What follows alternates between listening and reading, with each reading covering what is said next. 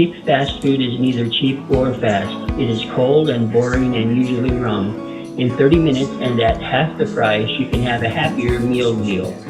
With Spice Road's blends, there are no onions to slice and dice, no garlic to smash and peel, and no weird ingredients to buy. And most importantly, you eat better and have 30 minutes home and family time. Hi, this is segment 1 where we'll be making Salisbury steak using the hamburger and potatoes that would be in a Happy Meal deal.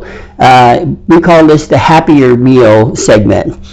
The reason this is possible is because we're using Spice Road Designers blends, which allows us to do things like not chop celery, not smash garlic, not cut onions, and I'm going to have a tomato for the salad, but as you know, that's a lot less work than doing all of this smelly stuff. We're going to make Salisbury steak today, and I'm going to show you that I can do it in about 30 minutes. You'll notice that I haven't got everything ready. I've set a few things out, but for the most part, I'm going to be working throughout the kitchen just like you would at home, having to gather and collect things to put a meal together, and let's find out how long it actually takes. I'm going to set the clock, and here we go. Let's see how long it takes to make this Happier Meal deal. The first thing I'm going to do is start the salad dressing, and to do that, it's going to take a little red wine vinegar, about 2 tablespoons is all, and I'm guessing that's okay. I'm going to show you a trick in a while about how the chefs know how to measure with their hands instead of having to have all of the spoons and cups. Next thing I need to do is go ahead and mix up the meatloaf. Now I call it meatloaf because it's essentially the same thing, but by shaping them in smaller portions, or thereby Salisbury steak, they cook faster and you spend less time in the kitchen waiting for supper. We're talking about fast food. Well, this is just about as fast as you can make meatloaf. I'm adding about 3/4 cup of crumb.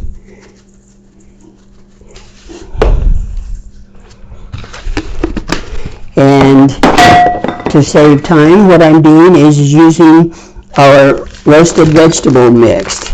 I'm going to add about 2 tablespoons. These are regular spoons, so a little bit more. There we go.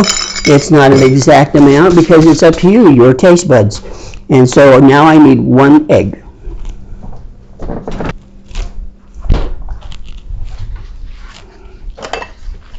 I know this is a little bit boring to watch, but what we're trying to do is prove to you that you can do this in your kitchen as well.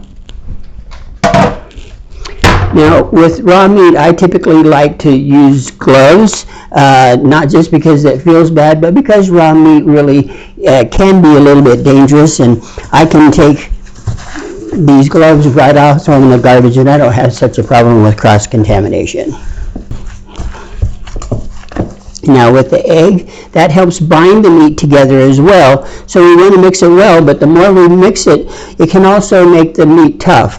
So we don't want to overdo it. Just saturate it, make sure that it's well incorporated, and stop. Okay, I'm going to divide this into 4 pieces. If 2 halves are about the same, then the halves of the halves will be about the same too. Math, imagine that. Okay, I've got my egg shape, and now I'm going to flatten those slightly to make them traditional shaped. And in the oven it goes. And I've still got a little time waiting for potatoes to cook and things are in the oven. I'd like to take a moment and speak about why this is possible and how you save so much time and energy in the kitchen. It's because of our blends that we make here at Spice Road. Fattoria Italiano has 3 herbs and other vegetables in it like onion and garlic, and so it makes a delightful vinaigrette style dressing.